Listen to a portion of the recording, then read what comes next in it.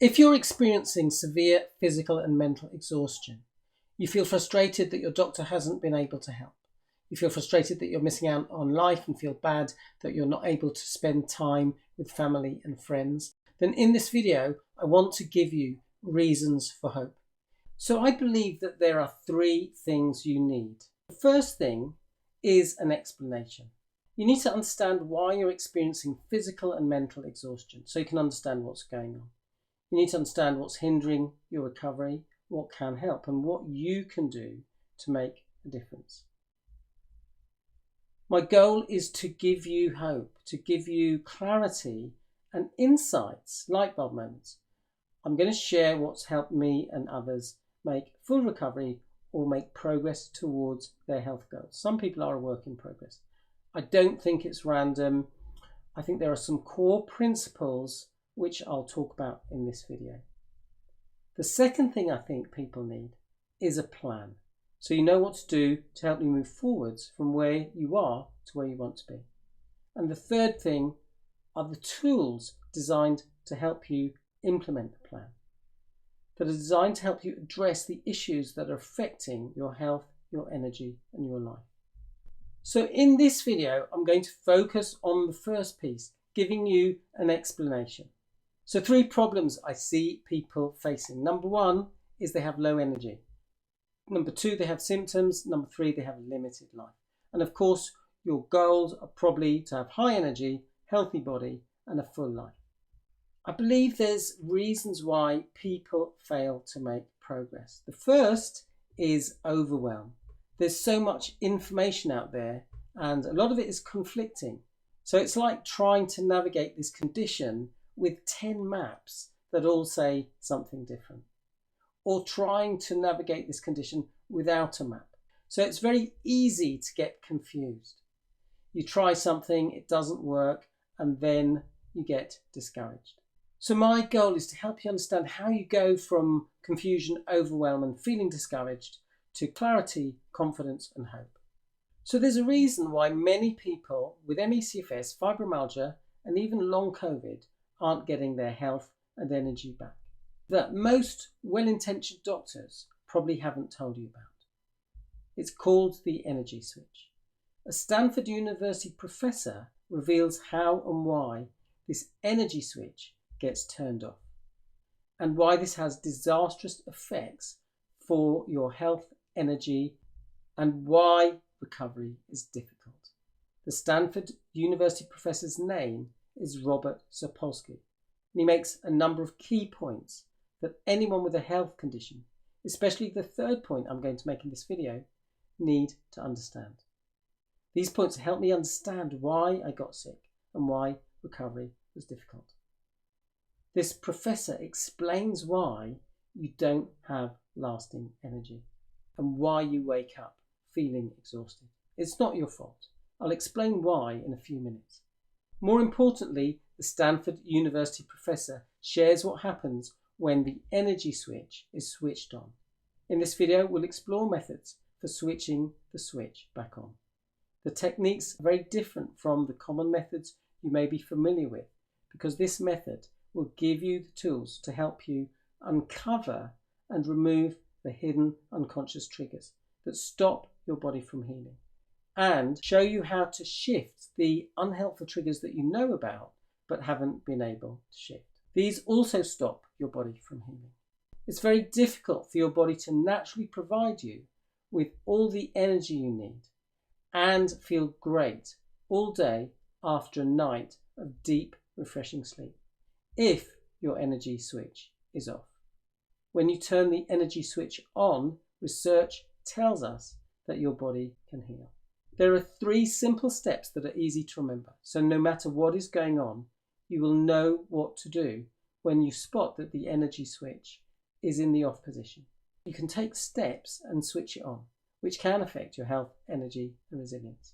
Best part of all, it doesn't require you to take medication that may cause side effects. I've spoken to many people who discover that one of the side effects of the medication that they're taking is fatigue, which is the very thing they want to get rid of.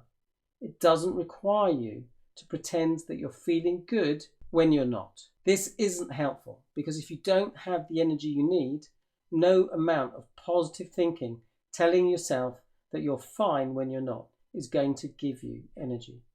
It doesn't require that you push yourself when you don't have energy.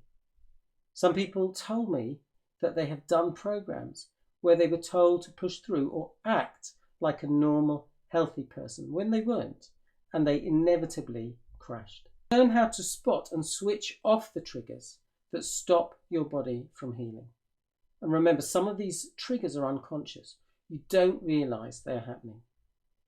You can also learn how to activate the energy switch, regardless of whether you're a beginner or have done other programs that didn't get you the results you wanted. So if you want to know how to turn on the energy switch, you want to pay close attention to what I'm about to share with you. Hi, my name is Simon Pimenta. Back in 1997, I went off sick and after a few months was given a diagnosis of ME/CFS, and I suffered from fibromyalgia. I didn't work again for 8 years. I felt exhausted all the time. I couldn't walk for 1 minute at times, and any exertion left me bedbound. I felt frustrated that no one could help. Doctors didn't have explanations or solutions. Many people didn't understand that this was a real physical condition. People told me that there was no cure and people with ME/CFS just have to wait. I didn't want to wait, and I suspect you're watching this video because you don't want to wait either. I experienced anxiety as I couldn't trust my body, and the slightest things could cause setbacks.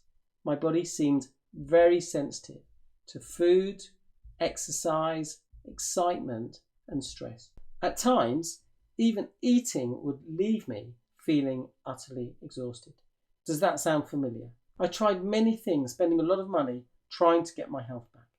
Lots of people offered solutions, most of which cost a lot of money, but none of which fully resolved my health issues. Even after 8 years of the condition, chatting to someone for 15 minutes longer than I should left me feeling exhausted. It was only when I made this discovery about what I call the energy switch that things started to change for me. Finally, I started to feel better. I had more energy. People noticed a change in me. I could tolerate exercise of increased intensity. I went from not being able to walk for 1 minute at times to being able to cycle hard, doing an hour of circuits at full speed in the park, playing tennis and badminton. The first time I played badminton, it was for 3 hours, playing one game on, one game off. I was really stiff the next day, but I realised how far I'd come. I started a 2-year intensive training course, and when I completed it, started working full-time, teaching what I had learned to others with the condition. So before we take a deep dive into my findings about the energy switch, it's important that you understand a key problem that results in many people ignoring the research about the energy switch. Many well-intentioned doctors probably don't understand this research. I know that as I have trained doctors, and that's what they've told me. The problem is that many people tend to look at health from what is known as the medical model. The medical model of health is heavily influenced by the work of Louis Pasteur, and his work has shaped the way we think about health and the approach of conventional medicine. Pasteur's work contributed to the germ theory of disease. This theory proposes that microorganisms are the causes of many diseases, that external germs invade the body, cause disease. Here's the thing, doctors' training focuses a lot on this model. There is evidence to support this germ theory. However, it's not the full story. One of Pasteur's contemporaries, a chap called Claude Bernard, argued that the germ theory was flawed. He argued that the state of the terrain, the soil in which the disease develops, is crucial in the development of the disease, rather than just the germ. There was disagreement between Bernard and Pasteur on this, but on his deathbed, Pasteur recanted the germ theory, saying, "Bernard was correct. I was wrong. The microbe, the germ, is nothing. The terrain milieu is everything." This terrain theory approach embraced the notion that microbes naturally exist in the body And when the body is in a state of dis-ease, the germs are able to take hold in the body. Bernard was making the point that we are exposed to germs all the time, but the state of the recipient is the crucial factor. For example, doctors treat sick people day in, day out and are exposed to germs. However, they don't get sick all the time. Not everyone exposed to virus, bacteria, chemical exposure, for instance pesticides, gets sick. The terrain theory advocates considering this question, looking at the many factors influencing health. When we understand the factors that are hindering your recovery, we can look at what can help you remove these blocks so your body has the ability to heal. I.e., in order to find solutions, we need to diagnose the problem. More about that later. Okay, so let's talk about the energy switch. So, Robert Sapolsky, Stanford University professor of neurology and biology, has written a book called Why Zebras Don't Get Ulcers. This is a groundbreaking book that every doctor and anyone with a chronic health condition should read, or at least a summary. Why? Because, as I mentioned earlier, Professor Sapolsky makes a number of key points, especially the third point I'm about to talk about, that anyone with a health condition needs to understand. His book helped me understand why I got sick and why recovery was difficult. His book explores a key piece of the jigsaw that at best is overlooked, at worst ignored. In order to understand what that piece of the jigsaw is, we need to talk briefly about what stress is and how it can affect your health. And before you think, I know what stress is, I want you to know that many people do not understand the key piece that I'm about to share. You may know that stress is the body's reaction to a change. The stress response is the body's attempt to re-establish a normal state of functioning. The first point Professor Sapolsky makes is that stress makes it more likely that we get diseases that make us sick. In his book, he explains that when we are experiencing stress, dramatic changes happen in the body, which have far-reaching implications. These changes turn off the energy switch. The stimulus could be a change in temperature, the body responding to a virus, an emotional shock. This mechanism evolved to protect our ancestors when in a life-threatening situation, perhaps being faced with saber-toothed tigers or invaders. The second key point that Professor Sapolsky makes that many people do not understand and do not consider in relation to what may support recovery from health conditions like ME, CFS, fibromyalgia and long COVID is that there are three types of stress. Acute physical stress, for example, being exposed to virus. Chronic physical stress, for example, having an ongoing health challenge. And psychological and social stress. Remember, he says that stress makes it more likely that we get diseases that make us sick. Here's the problem. Doctors tend to focus on treating acute physical stress, for example, an infection, chronic physical stress, for example, treating high blood pressure. But many doctors are not trained to help people resolve psychological and social stress. Many people have no idea how this kind of stress is affecting their health. I didn't understand how this kind of stress was affecting my health until I started to recover from ME, CFS and fibromyalgia. I've trained doctors and had doctors observe the training I deliver. And they told me this. They told me that they found the training eye-opening. Consider this. How many doctors, consultants have spent time asking you questions about your stress levels? Certainly, I was lucky to have doctors who were very understanding, but they didn't spend much time on this. So let's remind ourselves of the title of Professor Sapolsky's book. It's called Why Zebras Don't Get Ulcers. So why don't zebras get ulcers? Some people say they don't experience stress. Actually, they do. Lions want to eat them. However, zebras don't ruminate on past events. They don't say to themselves, I shouldn't have tried to chat up that female zebra while she was having a wash in the river. They are present. They don't worry about the future. They don't say to themselves, I hope the watering hole isn't busy tomorrow. It was chaotic this morning. So the reasons that zebras don't get ulcers is that they don't experience all these intermittent stresses. What makes us different to zebras is our ability to anticipate a perceived threat or to ruminate on past events. People think of stress as big events, getting married, divorce, starting a new job.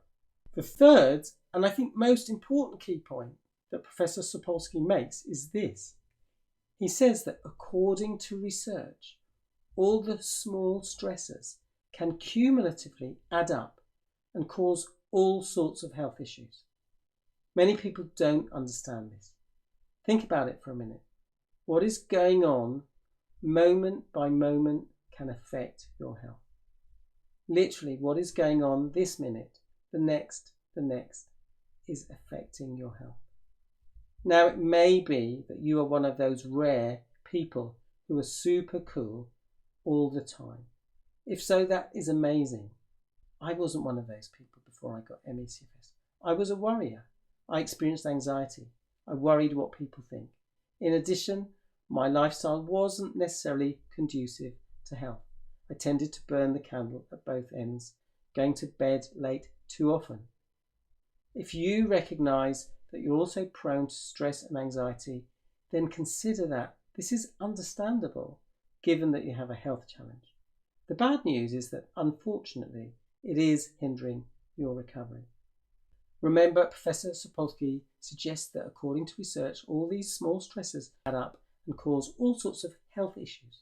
So even if someone is healthy, all these small stresses can increase the risk of someone getting diseases that make them sick. And research says that these stresses can keep us sick. They prevent the body from healing. Now, there is some good news, and we'll get to that soon. But consider this. What impact are the stresses having on someone who has a health challenge, i.e. is already sick? As I have said, humans experience the third type of stress, psychological and social stress. But many doctors probably don't pay much attention to it. This type of stress can turn off the energy switch. So let's look at what happens when the stress is turned on. When the energy switch is off, it's very hard for your body to heal because a number of changes happen in your body. Your brain thinks that you're in a life-threatening situation. And when you're in a life-threatening situation, for example, a lion has seen you and wants to eat you, you have three options. You can either freeze, fight, or flee. If freezing doesn't work, you stand still but the lion is still coming, then all your body's resources need to be focused on fighting or fleeing. In order to do that, certain key functions need to be switched off because they're not essential to the situation. These changes aren't a problem if it's a short-term response, but becomes a problem if it is a long-term response for reasons that will become clear. Firstly, your body literally stops producing and storing energy because it needs to focus on releasing the energy to do the fighting or fleeing. In normal circumstances, your body produces all the energy you need and stores it for later use. The mitochondria creates energy-rich molecules for the cell, and one of the roles of the liver and muscles in particular is to make long-chain fatty acids. This is our energy store, and this is like making a deposit in the bank. However, if you're frequently activating the stress response, your body's ability to produce and store energy becomes compromised. According to research, the mitochondria stop creating energy and instead signals to other cells that there is an emergency situation to deal with, and the body stops laying down energy stores. So now you're using the energy you have, but you're not replacing them. Imagine spending all your financial reserves and not replacing them. The bank will charge you a penalty fee. When you use the energy in your body but you don't replace it, your body charges you a penalty fee. You'll experience fatigue And if you keep spending energy that you don't have, you will be made to pay for this. At the same time, your body switches off the immune system. We are 3 times more likely to get a cold when stressed, according to research, because the immune system is suppressed. Again, no problem if this is a short-term measure, but hopefully you can see that it becomes a problem if it lasts for a longer period of time, as having an immune system under functioning is like having your personal army being sent into battle with their hands tied behind their back. The result, your body isn't good at fighting infections. Is it any wonder that germs, bacteria, viruses can take hold in your body?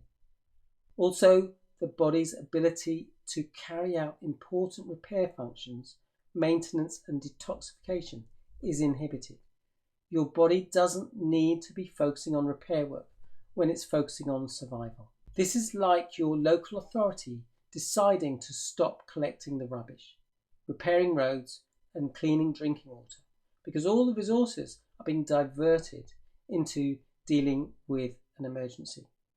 No wonder people with ME CFS feel their body is toxic. It also results in your ability to experience deep, refreshing sleep being suppressed. This is when important repair work is done. Your body is actually in a state of alertness and awakeness, as this will help you survive. You get light or interrupted sleep. So you get stuck in what I call the unrefreshing sleep trap. Many people sleep for hours each day, but sleeping longer doesn't leave you feeling refreshed. Again, if you miss a night or 2 of sleep, in the short term, that's not a massive problem. It becomes a problem if you're not getting deep, refreshing sleep because the body isn't doing that important repair work. It's impossible to wake up feeling refreshed and ready to go. Your digestive system is suppressed, so you don't digest your food efficiently. This happens because digestion isn't an essential activity when you're in that life-threatening situation. It's an activity that your body will focus on when the threat is over. No problem if this is a short-term measure. It becomes a problem if it becomes a long-term response, because if your digestive system is suppressed, then you're not getting the building blocks to your cells that are important for creating energy. This means no energy for your cells. In the long term, if your digestive system isn't working properly, this can result in digestive problems like irritable bowel syndrome, ulcers. As a result of stress on my body, I developed physical issues, one of which was digestive issues. So I would feel exhausted after eating, and I would eat loads of food, but I would still feel hungry because my body wasn't digesting the food properly. Also, the part of the brain that activates clever, creative thinking is suppressed. So it's difficult for you to solve problems quickly and effectively. You need to be more reactive and instinctive in a life-threatening situation. This explains why people tend to be more reactive when stressed. Is it any wonder that people with ME/CFS tend to catastrophize and think the worst? It's not your fault. The brain is responding in the way it's supposed to in these situations. As I mentioned, it's fine if this happens for short periods of time, for example, getting away from that lion. All these changes in the body are designed to be short-term measures to help you deal with the threat in hand.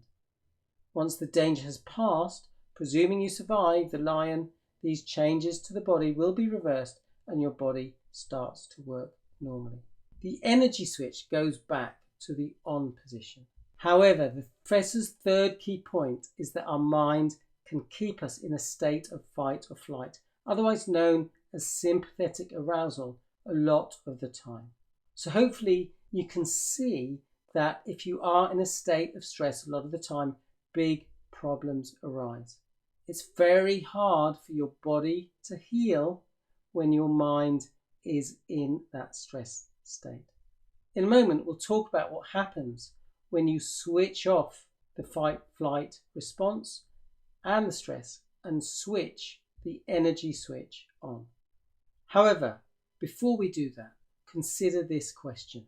How often is the fight-flight mechanism being activated when actually there isn't a threat like a tiger, a life-threatening situation? If you consider that there are 86,400 seconds in a day, that's a lot of opportunity for thoughts. Consider this question. What percentage of the thoughts you're having each day are calming, nurturing, supportive, or neutral? If you recognise, like me, when I had ME/CFS, and like many people I've worked with, that number is low, then hopefully you can understand how often your energy switch is being switched off. This can have a profound effect on energy levels, our general health, clarity of thought, and other key functions that we've talked about. The other thing to consider is neuroplasticity. So Eleanor Maguire in the year 2000 studied the brains of black cab drivers. What she found was that their brain, a particular part of their brain, the hippocampus, was enlarged compared to the general public. What we learn from this is that whatever we practice, we get good at. If we practice something useful like playing the guitar or piano, then we get good at that. But if we practice anxiety, then we get good at that. So I used to be very good at generating anxiety, and when I had ME/CFS, that got exacerbated. So many of us learned to avoid sensations. This is often related to our early experiences if we weren't allowed or encouraged to express our emotion, upset, etc. If that was the case, we tend to swallow it and suppress those feelings, and we disconnect from the sensations, the physical sensations that we're experiencing, and our emotions. This results in difficulty in handling the sensations, symptoms for example, when we experience them, because we've developed this small window of tolerance of sensations. In that diagram, the sensation, the orange circle, is bigger than our window of tolerance. If that's the case, what happens is our mind takes over. We create thoughts, beliefs, we catastrophize, create stories, we chastise ourselves maybe for having the symptoms, we distract ourselves in ways that don't support healing. So maybe we might be feeling upset because we've got symptoms and we indulge in eating biscuits or chocolate or binging on Netflix as a way of just dealing with the distress of experiencing those sensations or symptoms. This results in more stress, it hinders our recovery, and it actually affects what I call your operating system. So let me explain what I mean. There are two core parts of you, the part that operates from fear and the part of you that operates from trust. What can happen is if we don't learn how to harness the power of our mind, the fear part becomes dominant. It can literally take over, and the trust part of us actually becomes obscured. It is there, but it's not very active. Okay, now the good news is we can learn how to cultivate the part of us that operates from trust, and that part can take care of the part of us that operates from fear. So for example, it's not that I don't have thoughts that are anxiety provoking anymore, it's just that they don't take hold because I know how to respond if there's part of me that's generating that kind of thinking. It starts with a decision, okay, to commit to developing that part of you. Some people call it the wise self, the true self, the authentic self, the whole self, the higher self. Whatever you want to call it, your commitment to grow and develop is going to help you move forward. You're here watching this video because you have a commitment to explore what can support your recovery.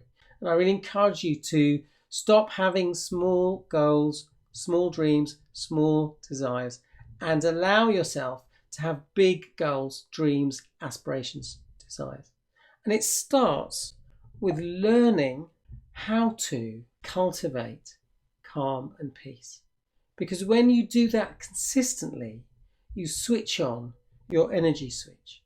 You've activated the parasympathetic nervous system response, the rest and digest, the healing response, many times in your life, sometimes without knowing you've done it and without knowing how you did it. Here's the thing, when we consistently activate the parasympathetic nervous system response, incredible changes can happen in the body. It's possible that you start to feel good. And you've probably had this experience already where you feel good and you didn't realize that it is because you activated the parasympathetic nervous system. Okay? And you might not know how to do this consistently. But when you do activate the parasympathetic nervous system consistently, the following changes happen. Your energy levels improve. Your brain switches to clever, creative thinking. Your digestive system works. You're able to achieve deep, refreshing sleep. Your immune system works properly. So as you know by now, stress hinders recovery, and your mind can switch on the stress response. That switches off the energy switch. When we switch the energy switch back on, it is possible for your body to start doing important healing work. So in this video, I've talked about the explanation for what's going on. I said the second thing that I believe people need is a plan to help them move from where they are to where they want to be. And there are 9 steps I focus on when working with people to take them from A, where they are currently, to B, their desired outcome.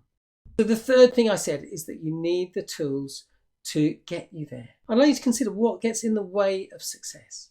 I believe letting doubts, uncertainties, distractions, impatience, resistance, and insecurities win are what is going to get in your way. What would it be like to have the tools to deal with those things that are getting in the way? So if you'd like to watch a training where I talk about the plan, the 9 steps that I focus on, and the tools that I believe people need to help them move towards their goals, then click the link below. If you've got any questions, get in touch. Keep going, you've got this. Wishing you great health.